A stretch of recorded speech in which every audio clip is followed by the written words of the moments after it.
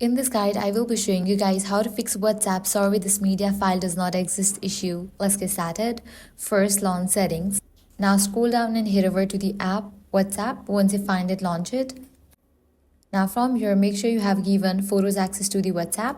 Likewise, make sure the file still exists. Likewise, make sure media visibility is turned on. This allows WhatsApp to save incoming photos, videos to your phone. For that, go to Settings, Chats, Media Visibility and enable it. Next up, check the storage in your device. If your storage is full, WhatsApp may fail to save media. Next, clear cache for the WhatsApp. So navigate to the app WhatsApp, click on the option of load app and confirm it. Now wait for a few minutes and then reinstall it.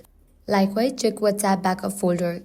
If you restored your phone recently, the media may be inside a backup folder instead of the main one.